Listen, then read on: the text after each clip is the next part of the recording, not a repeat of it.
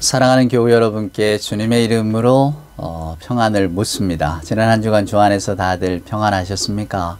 어느새 5월입니다. 비바람도 치고 날도 굳었지만은 그래도 5월은 왔습니다. 5월은 푸르는 날, 또 날아라 새들아 푸른 하늘을, 이런 노래도 생각이 납니다. 5월은 참 좋은 계절입니다. 지금은 날들이 많이 따뜻해져서 5월에 피는 꽃들이 4월에 다 피어버렸습니다만은 그래도 실록은 푸르르고 하늘은 맑습니다.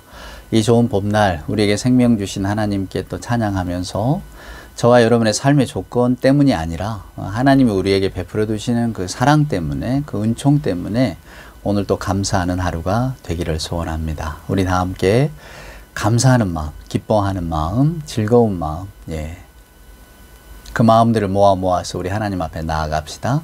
다 함께 경배 찬송 23장 1절과 2절, 만입이 내게 있으면 그 입 다 가지고 1절과 2절 찬송하면서 하나님 앞에 예배 올리겠습니다. 만입이 내게 있으면 그 입 다 가지고 내 구주 주시는 종을 늘 찬송하겠네. 내 은혜로신 하나님 날 도와주시고 그 크신 영광 널리 펴 다 알게 하소서. 아멘. 사도신경으로 우리들의 신앙을 고백합니다. 전능하사 천지를 만드신 하나님 아버지를 내가 믿사오며 그 외아들 우리 주 예수 그리스도를 믿사오니 이는 성령으로 잉태하사 동정녀 마리아에게 나시고 본디오 빌라도에게 고난을 받으사 십자가에 못 박혀 죽으시고 장사한 지 사흘 만에 죽은 자 가운데서 다시 살아나시며 하늘에 오르사 전능하신 하나님 우편에 앉아 계시다가 저리로서 산자와 죽은 자를 심판하러 오시리라. 성령을 믿사오며 거룩한 공예와 성도가 서로 교통하는 것과 죄를 사하여 주시는 것과 몸이 다시 사는 것과 영원히 사는 것을 믿사옵나이다. 아멘. 우리 함께 성시를 교독할까요? 교독할 성시는 오늘은 1번으로 돌아가겠습니다. 교독문 1번, 시편 1편에 있는 말씀 함께 교독할까요? 복 있는 사람은 악인들의 꾀를 따르지 아니하며 죄인들의 길에 서지 아니하며 오만한 자들의 자리에 앉지 아니하고 오직 여호와의 율법을 즐거워하여 그의 율법을 주야로 묵상하는도다. 그는 시냇가에 심은 나무가 철을 따라 열매를 맺으며 그 잎사귀가 마르지 아니함 같으니 그가 하는 모든 일이 다 형통하리로다. 악인들은 그렇지 아니하며 오직 바람에 나는 겨와 같도다. 그러므로 악인들은 심판을 견디지 못하며 죄인들이 의인들의 모임에 들지 못하리로다. 무릇 의인들의 길은 여호와께서 인정하시나 악인들의 길은 망하리로다. 아멘. 오늘 예배 찬송은 453장 하겠습니다. 예수 더 알기 원하네 크고도 넓은 은혜와. 1절과 3절 찬송 같이 할까요? 453장 1절과 3절입니다. 예수 더 알기 원하네 크고 더 넓은 은혜와 대속해 주신 사랑을 간절히 알기 원하네. 내 평생의 소원, 내 평생의 소원, 대속해 주신 사랑을 간절히 알기 원하네. 성령의 감화 받아서 하나님 말씀 배우니 그 말씀 안절안절이 내 맘에 교훈되도다. 내 평생의 소원, 내 평생의 소원, 대속해 주신 사랑을 간절히 알기 원하네. 아멘. 아멘. 기도합시다. 사랑과 은총으로 함께 하시는 아버지 하나님 감사합니다. 저희들에게 오늘 또 생명 주셔서 호흡하게 하시고 하나님 앞에 나오게 하신 은혜 복으로 알고 감사를 드립니다. 하나님, 저희들에게 주의를 허락하시니 감사합니다. 엿새 동안 하늘과 땅과 산과 바다와 그 안에 모든 동물과 식물을 창조하시고 일곱째 되던 날에 기쁨과 즐거움으로 안식하신 우리 하나님께 영광을 돌립니다. 저희 모두에게도 노동과 창조의 기쁨을 알게 하시고 또 안식하게 하시니 하나님 감사합니다. 하오나 오늘 이 아침 아버지 하나님께 또 간절히 바라옵고 기도하옵는 것은 저희들의 마음 가운데 파도가 있습니다. 저희들의 마음 가운데 폭풍이 있습니다. 하나님, 파도를 잔잔케 하시고 폭풍을 진압하여 주옵기를 간절히 소원합니다. 하나님, 하나님이 제 안에서 쉬시도록 하나님의 평화가 저희들 안에 있어야 될 터인데 하나님, 저희들이 평안치 못하니 하나님이 세상에 주라 하신 평화를 이 세상에 주지 못합니다. 저희들의 마음이 평탄치 못하니 세상에 평탄을 주지도 못합니다. 긍휼의 하나님, 저희들의 본성을 아시고 저희들의 속마음을 아시고 저희들의 죄악을 아시오매 또 은밀한 생각까지도 다 읽고 계시오매 오늘 저희들에게 하나님의 능력을 확신할 수 있는 그 신앙과 하나님이 주시는 평강 가운데 우리의 마음을 다스릴 수 있는 지혜가 있게 하여 주시옵소서. 오늘 이 시간 우리의 모든 것을 아시는 아버지 하나님 앞에 저희가 쓰던 가면을 다 벗어놓고 참된 모습으로 정말로 연약한 어린아이 같은 심정으로 돌아가 하나님의 평화를 갈구합니다. 가식과 기만에서 벗어날 수 있도록 하나님 안에서 진실할 수 있도록 하나님 이 시간 저희들의 마음을 사로잡아 주시옵소서. 하나님, 저희가 오늘 또 하나님의 자녀임을 잃지 않게 하시고 우리의 선자리가 어떠하든지 저희들의 인생이 어떠하든지 오로지 하나님의 은혜를 기억하면서 살아갈 수 있는 그 믿음과 신앙의 마음자리가 있게 하여 주시옵소서.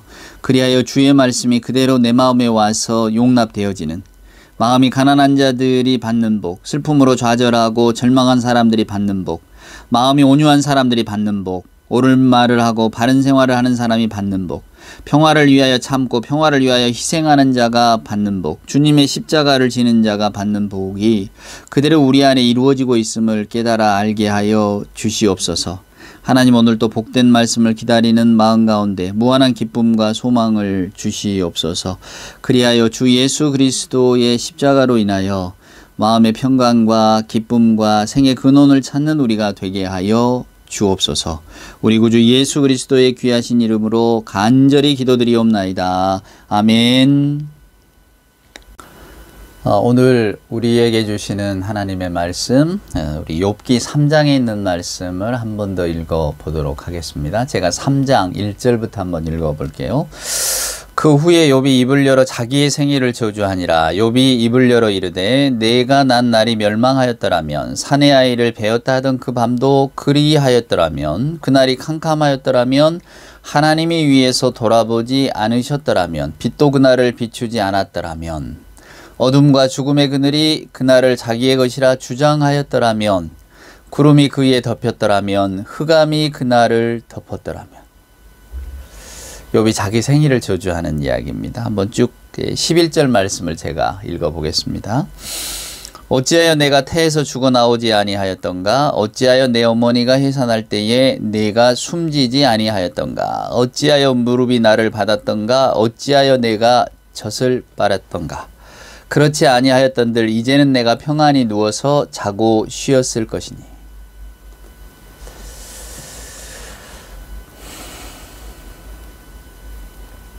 그 한강이라고 하는 소설가가 있습니다. 그 이제 뭐 노벨 문학상이니 또 콩쿠르 상이니 세계 3대 문학상 가운데 하나가 맨 부커상인데요. 영국에서 주는 겁니다. 근데 우리나라 작가로는 최초로 그 맨 부커상을 받았죠. 그러니까 해외에서 인정하는 아주 뛰어난 문학가입니다. 그분이 원래 시인으로 출발을 했었는데 제가 그분이 최근에 쓴 그 시를 읽고 봉 충격을 받았어요. 마침 욥기를 묵상하고 있어서 그랬는지도 모르겠습니다. 제목은 서시라고 하는 건데 윤동주의 서시 같잖아요. 똑같습니다. 거기 첫 대목이 이렇습니다. 어느 날 운명이 나를 찾아와서 내가 네 운명이었어 이렇게 말을 한다면 나는 어쩔 것인가? 그를 가만히 끌어안고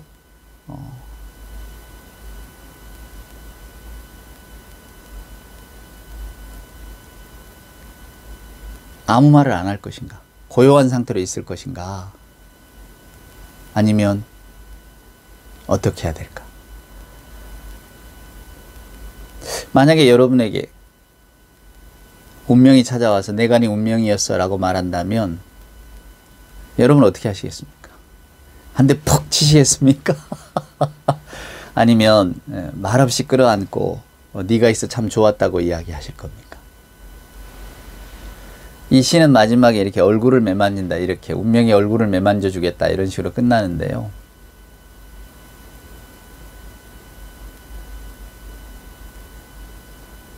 오늘 욥은 자기가 태어난 날을 후회하고 있습니다. 내가 그때 안 태어났더라면 얼마나 좋았을까? 우리 어머니가 그때 나를 낳지 않았더라면 얼마나 좋았을까? 하나님께서 그날 우리 부모에게 나를 허락하지 않았더라면 얼마나 좋았을까? 이런 한탄을 하는 겁니다. 너무 괴롭다는 이야기겠죠. 아마 이때 욥의 심정은 어느 날 문득 그 운명이 나를 찾아와서 내 옆에 앉아서 내가 네 운명이었어 라고 말하면 아마 이렇게 뺨이라도 갈기고 싶겠다 이런 말을 했겠죠. 너무 혹독하니까. 여러분의 인생은 어떠십니까? 여러분의 운명은 어떠하십니까? 우리는 예수를 믿는 사람으로 이 땅을 살아갑니다. 그러니까 우리들의 정체성은 하나님의 자녀요 크리스찬이라고 하는 정체성이죠.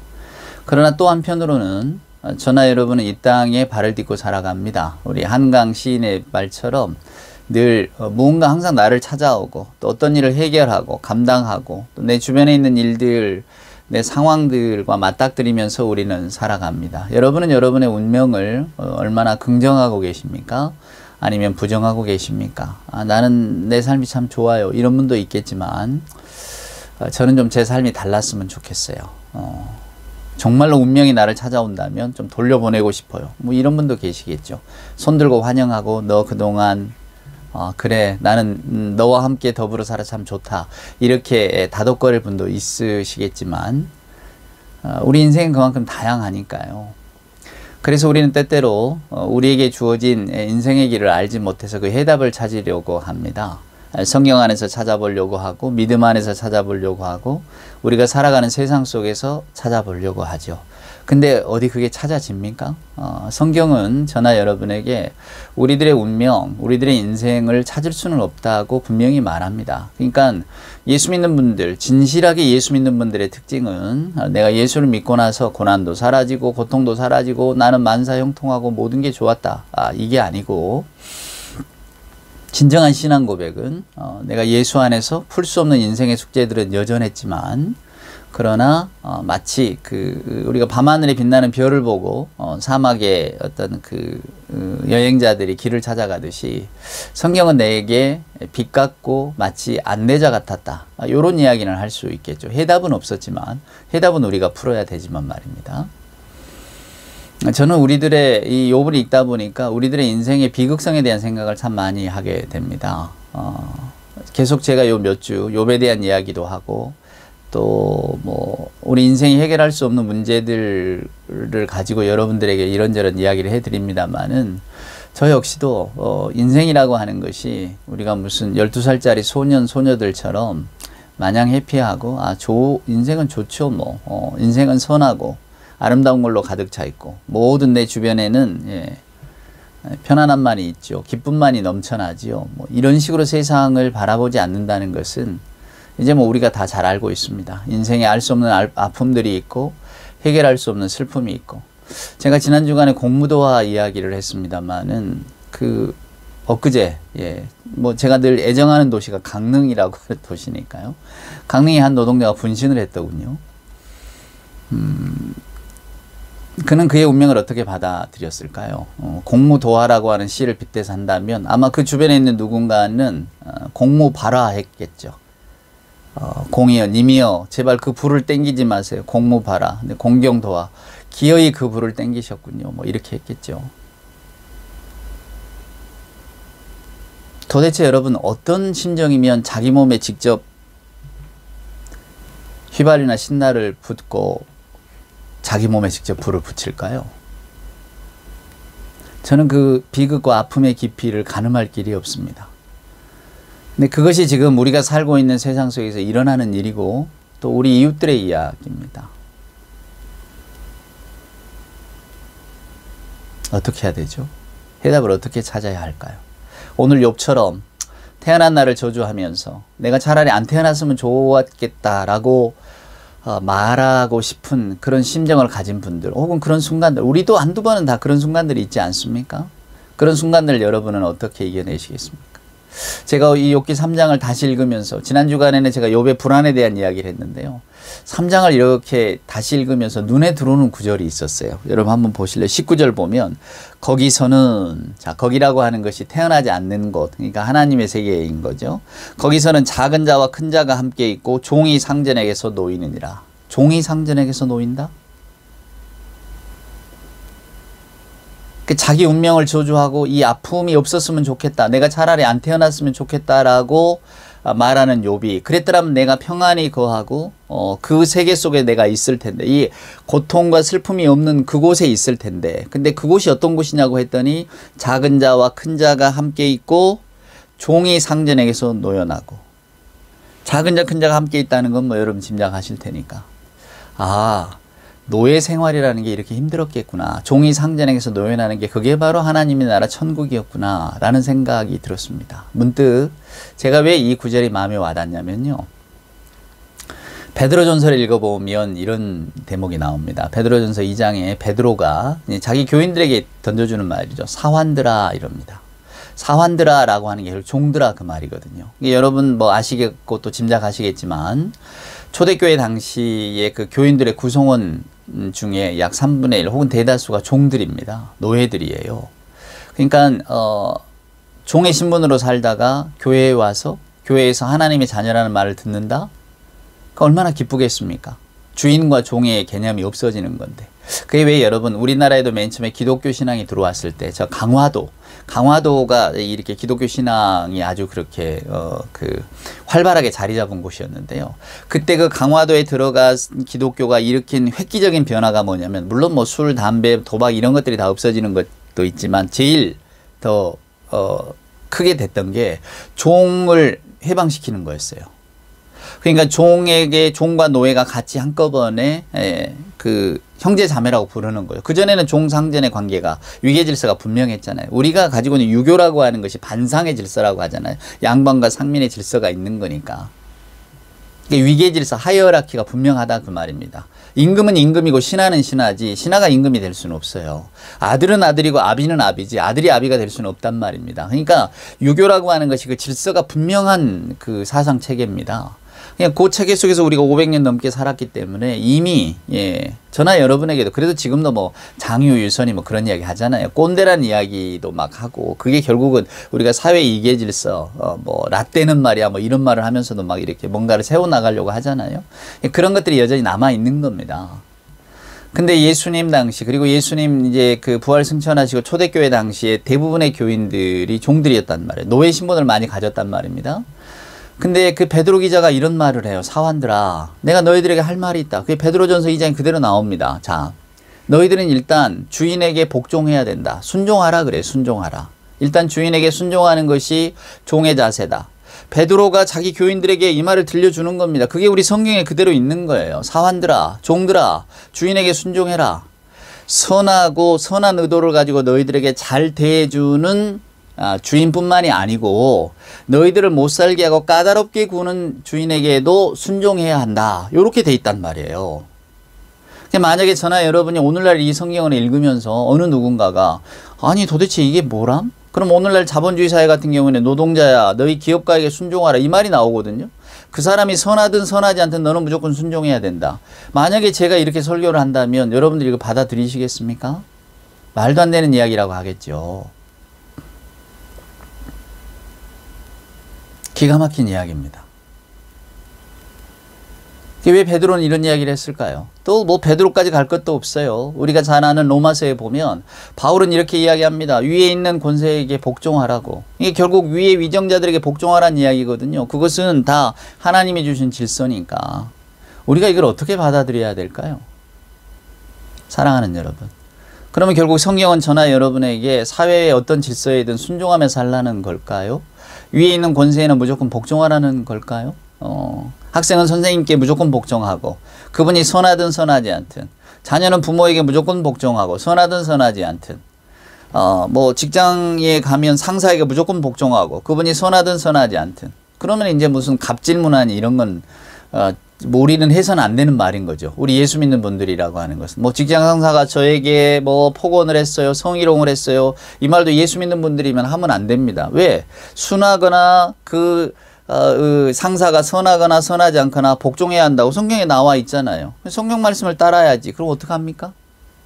여러분 이렇게 이야기할 수 있겠어요? 만약에 제가 여러분에게, 여러분 중에 한 분이, 어떤 그 여자분이 내가 직장에서 뭐 말할 수 없는 고통을 당했다, 위에 상사가 나를 말로 성희롱하고 뭐 몸짓으로 성희롱을 하고 그랬다라고 했을 때 제가 그래도 참으셔야죠, 상사인데, 성경에 그렇게 되어 있어요, 이렇게 이야기한다면 여러분이 교회 다니시겠습니까?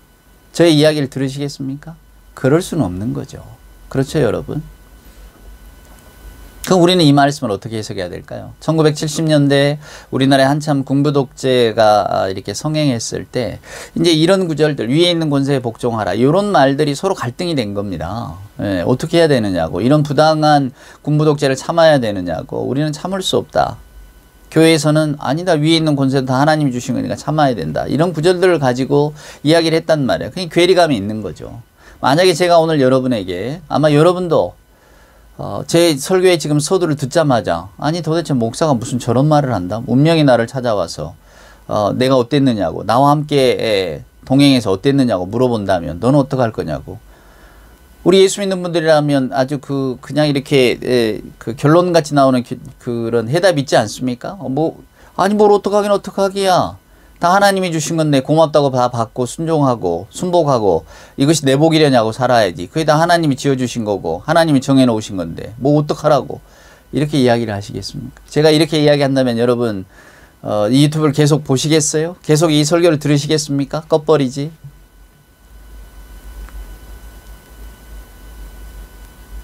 몇 주 전에 제가 윤동주 시인의 시도 인용했잖아요. 인생은 살기 어렵다는데 시가 이렇게 쉽게 쓰여지는 건 부끄러운 일이다. 인생은 살기 어렵습니다. 어렵습니다. 오늘 욥을 보세요. 우리가 아는 동방의 의인이고 믿음 안에서 신실했던 그 욥이 자기 인생에 고난이 닥치고 힘드니까 욥도 이렇게 이야기합니다. 내가 이 꼴을 보려고 지금까지 살아왔느냐고, 내가 차라리 안 태어났으면 좋겠다고. 여러분들이 이 구절을 읽으시면서 야, 욥은 신앙인도 아니야, 이렇게 판단하시겠습니까? 아니지요. 욥의 신앙 전체를 보셔야지요. 베드로가 이렇게 이야기하는 것은 그때 당시에 대부분의 사람들이 종이요 노예라는 것을 왜 모르겠습니까? 또 주인은 뭐 노예의 생명도 뺏고 마음대로 할 수 있는 권한이 있으니까 노예를 얼마나 괴롭혔겠습니까? 얼마나 힘들게 했겠습니까?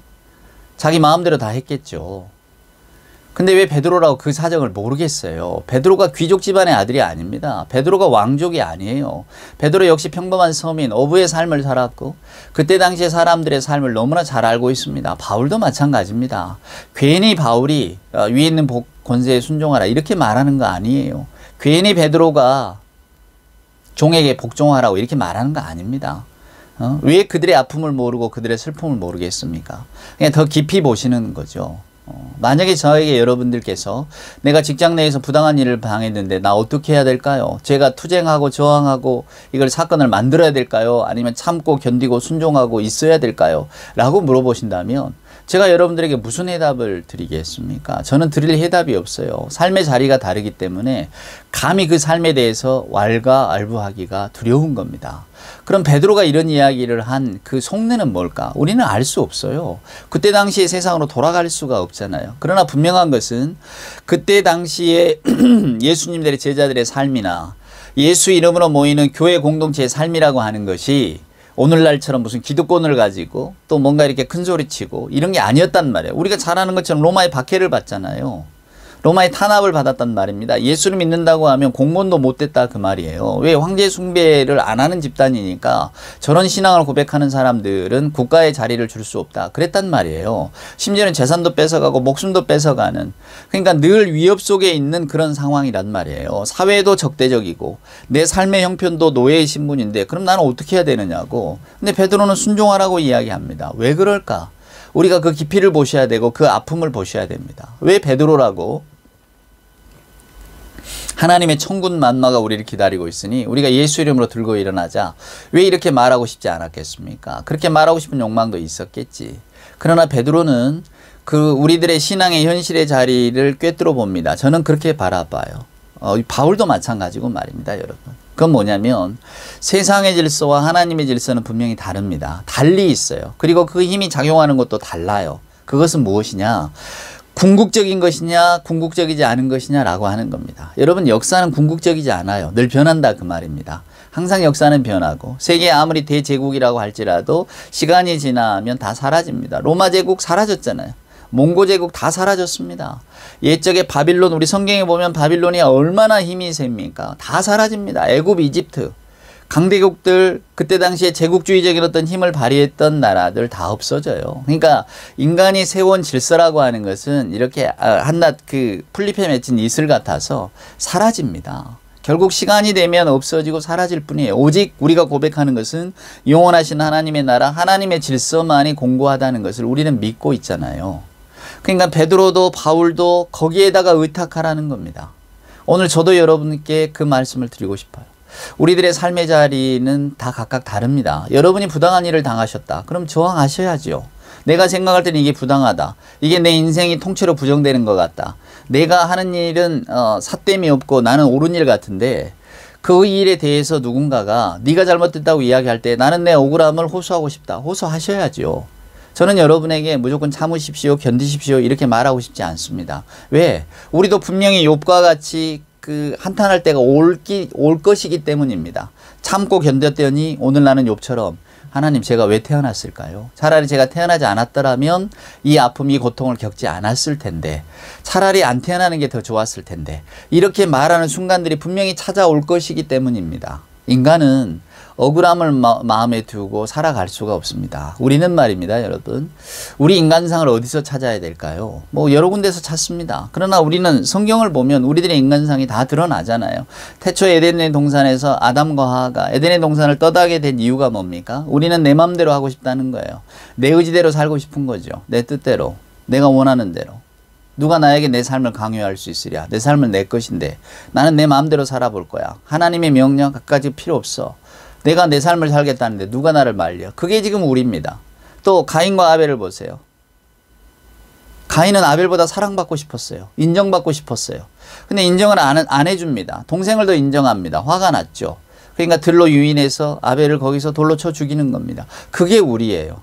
한 배에서 태어났지만 내가 모든 걸 가지고 싶은데 내 형이 모든 걸 가졌다고? 내 싫어요. 시기 질투가 일어납니다. 저것을 내 것으로 가지고 싶다. 그게 바로 야곱의 모습이고 우리의 모습입니다. 성경은 이렇게 우리의 모습을 드러냅니다. 네, 제가 최근에 재미있는 책을 한 권 읽었는데요. 책 제목이 뭐냐면 우렁각시는 당신이 알던 그 우렁각시가 아니다. 그런 제목이에요. 제가 이제 분석심리학 때문에 심리학을 공부하기 시작했는데, 그러니까 우렁각시 이야기 여러분 잘 아시잖아요. 그러니까 그 우렁각시 이야기의 본질을 파헤치는 겁니다. 그러니까 분석심리학이라고 하는 것은 그 옛 이야기 가운데 결국 우리가 무엇을 기억해야 될 것인가, 인간의 심성에 대해서, 인간의 어떤 그 삶에 대한 지혜가 담겨 있다고 보는 거거든요. 근데 저도 그 이야기를 보면서 웃기도 하고, 그랬지, 맞아, 내가 이걸 모르고 있었구나 그랬었거든요. 근데 우리는 압니다. 우렁각시 이야기 알잖아요. 우렁이 한 마리 집어다 놨더니 거기서 이렇게 사람이 나와서 다 뭐 청소도 하고 음식도 이렇게 맛있게 차려놓고, 그래서 한밤중에 그걸 이제 지켜보고 있다가 그 각시를 붙들어서 이제 같이 행복하게 살았다, 뭐 이런 거 아닙니까? 저도 그렇게만 알고 있었는데요. 그 이야기가 아주 뒤통수를 치더라고요. 그 다음 이야기는 뭐냐면 여러분, 그게 이제 원래 우리에게 내려온 구전 이야기입니다. 한국 구전 문학 대계에 실려 있는 이야기예요. 그러니까 이 이야기가 맞을 겁니다. 근데 그렇게 가자니 너무 그러니까 이걸 각색을 해버린 거죠. 마치 그림 동화처럼 말입니다. 옛 이야기가 되게 다 잔혹 동화인데 우리는 잔혹한 건 다 빼버리고 아이들에게 그냥 권선징악 이야기만 들려주잖아요. 그러니까 그런 이야기를 알고 나면 참 재밌어요. 그리고 그게 이래서 이게 인간이구나 이런 생각을 하게 되는데, 자, 그 우렁각 씨하고 이제 그 가난한 그 농부가 살았단 말이에요. 재미나게. 근데 어느 날 고을 옷님이 지나가다가, 옷님은 이제 그 권력자인데, 옷님이 지나가다가 환하게 빛나는 걸 봅니다. 그 마을이. 도대체 저 집에서 뭐가 이렇게 환하냐. 가보니까 그 우렁각 씨가 너무 예쁘거든요. 그러니까 그 옷님이 어떻게 하느냐. 이 우렁각 씨를 데려갑니다. 예쁘니까. 더 놀라운 건 뭔지 아세요? 우렁각 씨가 따라가요. 우리 같으면 나 안 된다고, 나에게는 사랑하는 우리 서방님이 계신다고 그렇게 생각하죠. 옛 이야기니까 그렇게 하고, 그냥 또 우리가 무슨 도미설화에서 보듯이 옛날 백제에 왕이 데려갔지만 끝까지 저항하고 지혜롭게 또 왕을 물리쳐서 다시 아내로 삼았다. 더불어 이제 행복하게 살았다. 우리 옛 이야기 이렇게 끝납니다. 여러분, 옛날 이야기가 말이에요, 잘 먹고 잘 살았다로 끝나는 이유가 뭔지 아십니까? 우리 보통 옛날 이야기 보면 끝이 그렇잖아. 그들은 이제 잘 먹고 잘 살았다. 이렇게 끝나버려요. 그 말은 뭐냐면, 이제 이 이야기는 끝났으니까 빨리 현실로 돌아가라, 그 말이에요. 그러니까 아예 빗장을 딱 잘라버리는 겁니다. 얘들은 잘 먹고 잘 살게 됐으니 더 이제 마음 두지 말고, 이야기 끝났으니까 이제 빨리 얼른 현실로 돌아가라고. 그래서 다 끝이 잘 먹고 잘 살았다로 끝난대요. 더 이상 이렇게 머릿속으로 생각하지 말라고. 이야기는 이걸로 끝이라고. 재밌지 않아요? 근데 우렁각 씨 이야기가 그렇습니다. 우렁각 씨가 자기 발로 그 고을옷님을 따라가요. 그 이야기가 결국 여러분 뭘까요? 삶이라는 게 그런 거라는 겁니다. 우리가 흔히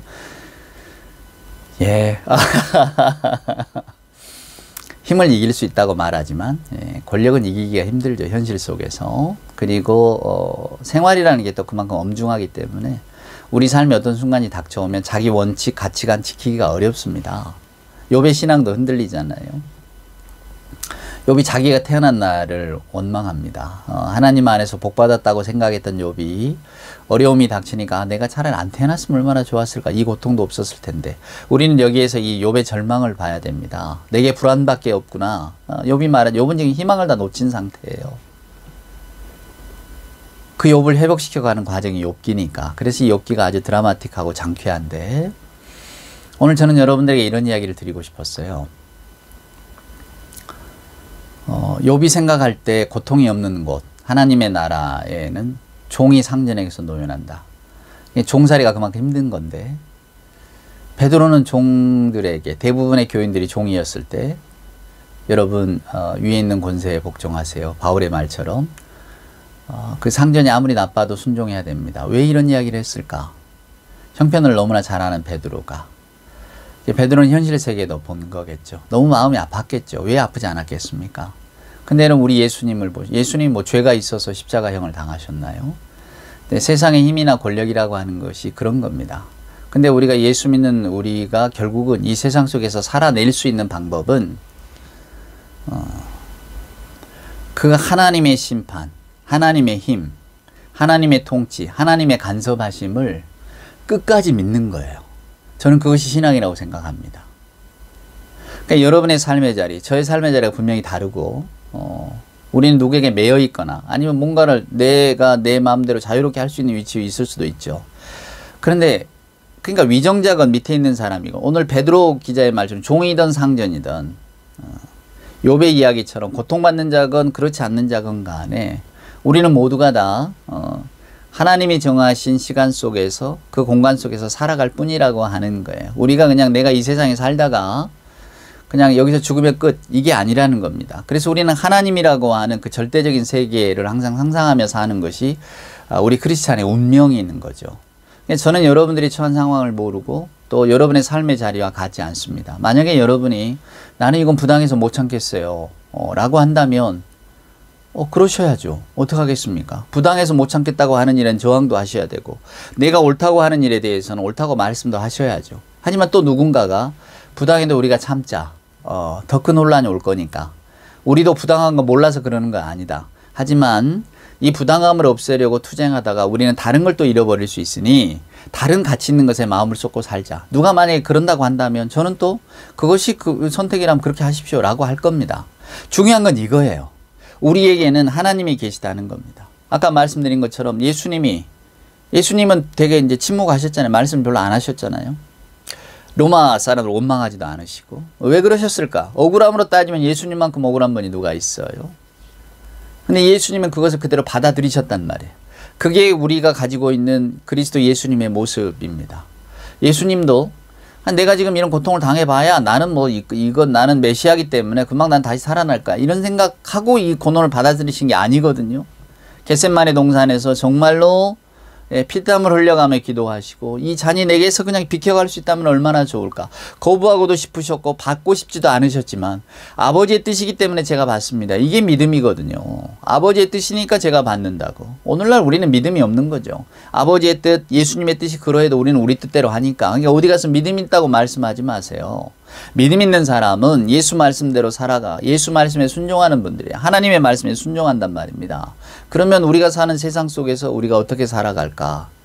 아마 거의 살아갈 수 없을 겁니다. 기인 취급을 받을 거고 저 사람 너무 이상한 사람, 선하고 우리가 존경할 만하지만 절대로 가까이 할 수는 없는 사람, 저 사람은 딴 세계에 사는 사람, 뜬구름 속에서 사는 사람, 산속에서 혼자 살 사람, 뭐 이런 식으로 우리는 다 폄하하고 밀어낼 겁니다.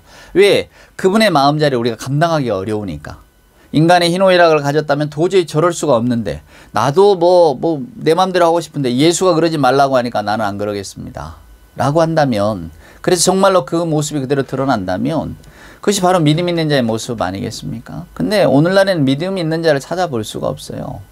네, 한 5%는 있겠죠. 제가 늘 95%를 갖고 이야기하니까. 네, 우리는 불행하게도 대부분 그 95%에 속해 있지 않습니까? 하나님의 뜻, 성경의 말씀보다는 다 내 뜻대로, 내 의지대로 하면서 우리는 항상 돌아서면서 후회하잖아요. 유행가 가사처럼 돌면서 후회하잖아요.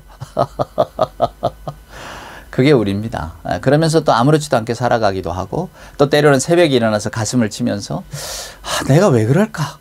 나는 왜 이렇게밖에 살 수 없을까? 또 한탄하죠. 우리들의 믿음, 신앙, 부끄럽기도 하고. 그렇죠, 여러분? 그게 우리입니다. 해답이 없어요. 우리도 때로는 욥처럼 태어난 날을 원망할 때도 있겠죠. 그런 날도 올 수도 있을 겁니다. 또 때로는 정말 봄 같은 기쁨에 젖어서 야, 내가 예수 믿고 내가 이런 기쁨을 알게 되다니 너무 좋구나 이럴 때도 있을 겁니다.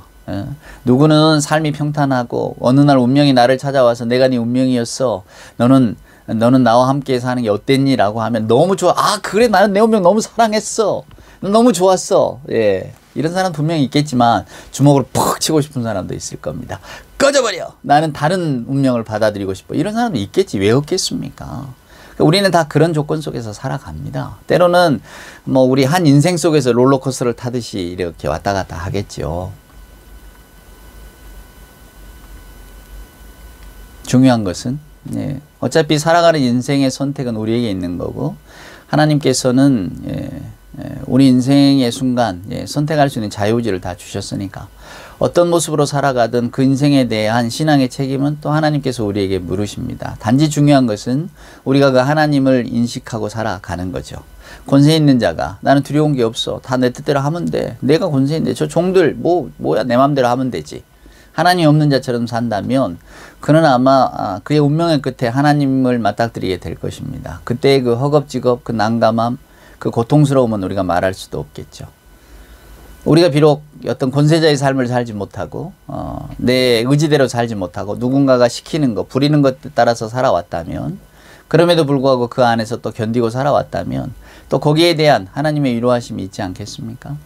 저는 그렇게 생각합니다. 나는 이게 부당해서 나는 못 견디겠어요. 그러면 또 그런 삶을 선택하시면 됩니다. 그러나 오롯이 어떤 삶을 살든지 간에 그 선택의 책임은 우리에게 있는 것 아니겠어요? 그러나 제가 확신할 수 있는 것은 우리가 어떤 선택을 하고 어떤 상황 속에 있든지 저와 여러분이 하나님의 세계를 인식하고 인정하고 그것을 내 마음으로 받아들이고 산다면 우리에게는 마치 정말로 깜깜한 밤하늘에 빛나는 별과 같이 우리의 영혼은 밝게 빛날 수 있다는 겁니다. 왜? 우리는 하나님을 믿고 있으니까. 하나님의 세계를 알고 있으니까. 욥이 비록 자기의 태어난 날을 원망하고 또 한탄을 했어도 나중에는 하나님의 세계 속으로 다시 돌아오는 것처럼 그것이 우리에게 가장 큰 위로가 아니겠습니까? 십자가에 달리신 주님이 우리에게 보여주시는 가장 큰 삶의 어떤 그 마지막 순간이 그런 것 아니겠어요? 세상에 억울함으로 따지면요 우리 주님만한 분이 어디 있겠습니까? 저도 여러분도 우리 주님처럼 살 수는 없죠. 주님 같은 모습을 우리가 선택할 수는 없을 겁니다. 그럼에도 불구하고 주님의 십자가를 생각한다면 아, 그렇구나. 우리가 하나님 안에서 산다는 것이 어떤 것인가를 우리 주님의 삶을 통해서 우리는 보잖아요. 부활이 있습니다. 생명이 있습니다. 저는 거기에 소망을 두기를 소원하는 겁니다. 자, 사랑하는 여러분, 여러분의 삶의 빛깔이 어떤 것이든지 간에, 여러분의 운명이 어떤 것이든지 간에, 또 우리가 어떤 모습으로 그 안에 그 운명을 개척하고 또 살아나가든지 간에 우리에겐 하나님이 계신다는 것, 예수께서 우리의 그리스도로 계신다는 것은 잊지 않으셨으면 좋겠습니다. 그래서 그 안에서 오히려 더 환한 빛을 발견할 수 있는 우리 모두가 될 수 있기를 주님의 이름으로 축원을 드립니다.